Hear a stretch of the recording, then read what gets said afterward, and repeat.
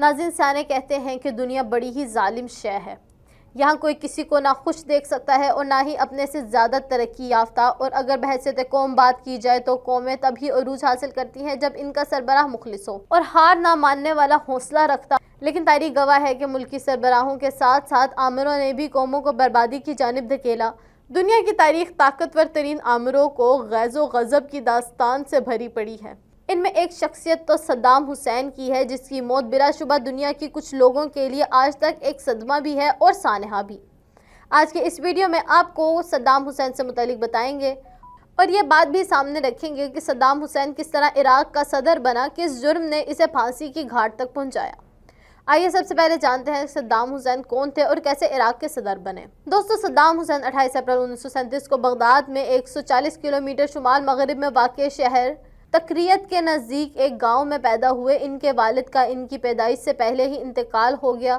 ان کی والدہ کی دوسری شادی کے بعد 10 سال کی عمر میں صدام اپنے چچا کے پاس مستقل طور پر بغداد چلے گئے۔ صدام کی شادی بھی چچا کی بیٹی کے ساتھ ہی ہوئی۔ 20 سال کی عمر میں صدام حسین نے چچا کو دیکھتے ہوئے بعث پارٹی میں شمولیت اختیار کر لی، جو خود اس کے بہت بڑے حامی تھے۔ انہی کی وجہ سے صدام کی احمد حسین الاکبر سے ملاقات ہوئی، جو بعث پارٹی کے سرکردہ رہنما تھے۔ ناظرین، جب صدام جوان ہو رہے تھے تو اس وقت پورے خطے خصوصاً شام اور مصر میں عرب نیشنلزم یا قوم پرستی زور پکڑ رہی تھی۔ سن 1958 کے انقلاب میں عراق میں برطانیہ حامی بادشاہت کا خاتمے کے بعد ملک میں پرتشدد بحرانی دور کا آغاز ہوا، لیکن صدام حسین کے لیے 60 کی دہائی اہم ترین ثابت ہوئی۔ عراقی بعث پارٹی کے رکن کی حیثیت سے صدام پارٹی کے ایک سینئر رہنما اور ان کے چچا کے قریبی رشتہ دار احمد حسن الباقر کے منظور نظر اور قریبی ساتھی بننے میں کامیاب ہو گئے۔ صدام اس وقت نہ کوئی افسر تھے اور نہ فوج کا حصہ، لیکن مورخ کہتے ہیں کہ احمد حسن باقر کے لیے وہ خاصے مفید کام انجام دیا کرتے تھے۔ سن 1968 میں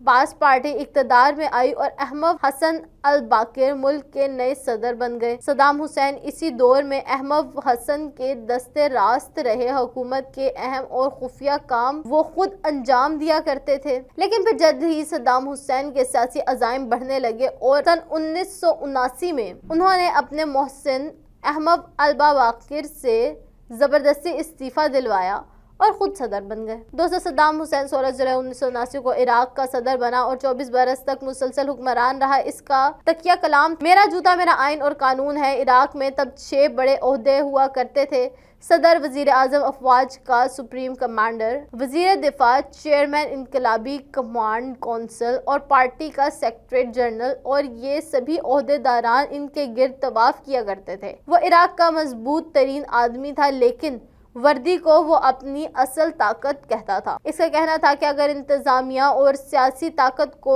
وردی کی قوت مل جائے تو وہ ناقابل تسخیر اقتدار بن جاتی ہے۔ وہ کہتا تھا، وردی اس کرۂ ارض پر اللہ تعالیٰ کی سب سے بڑی نعمت ہے، اور جو لوگ اس نعمت کا کفران کرتے ہیں وہ دنیا میں ذلیل و خوار ہو جاتے ہیں۔ شاید وہ ٹھیک تھا، اور اس کی وردی میں تو اتنی طاقت تھی کہ اس نے آئین تک بدل دیا۔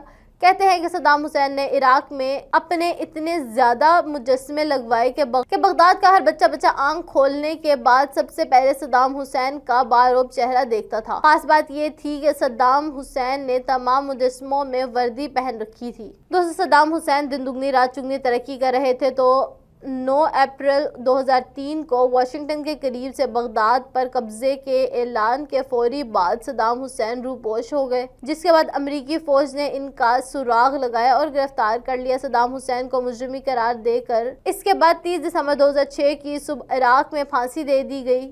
صدام حسین کی پھانسی کے بعد سامنے آنے والی ایک لیک ویڈیو میں دیکھا گیا ہے کہ صدام کے گلے میں پھندا ڈالا گیا تو وہ مسکراتے ہوئے دکھائی دینے لگے اور چلا کر بولے، کیا آپ اسے بہادری سمجھتے ہیں؟ جس کے بعد وہاں موجود افراد میں سے ایک نے چلا کر انہیں کہا، جہنم میں جاؤ گے، جس پر صدام حسین نے اپنے دشمن پر اپنے ملک کو تباہ کرنے کا الزام لگاتے ہوئے جواب دیا کہ کیا وہ جہنم عراق ہے؟ صدام حسین کے اقتدار کو 20 سال سے زائد کا عرصہ گزر چکا تھا، لیکن اردن اور عراق کی گلیوں میں اور چوراہوں پر ان کی تصاویر اور پوسٹ آج بھی دیکھی جا سکتی ہیں۔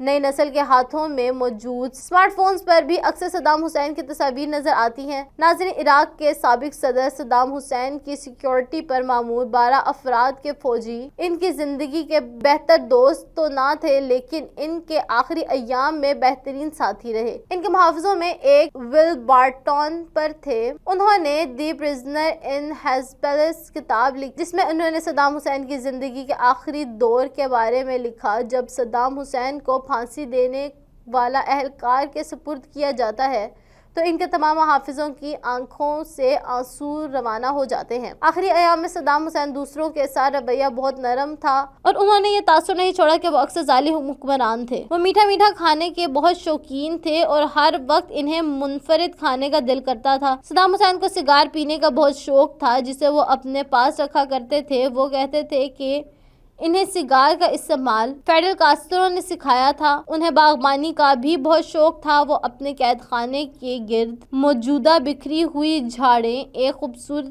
پھولوں کے طور پر لگا لیتے تھے۔ صدام اپنی خوراک کے حوالے سے بھی بہت حساس تھے۔ ناشتے میں پہلے آملیٹ، پھر مفنز اور پھر تازہ پھل کھاتے تھے، لیکن اگر آملیٹ کہیں سے بھی ٹوٹ جاتا تو اسے کھانے سے انکار کر دیتے تھے۔ عراق کے سابق صدر صدام حسین نے اپنے 24 سالہ دور حکومت میں 70 سے زائد پرتعیش محل تعمیر کروائے۔ ان کی زندگی، طرز عمل اور طرز حکمرانی پر واہ واہ کرتے ہیں۔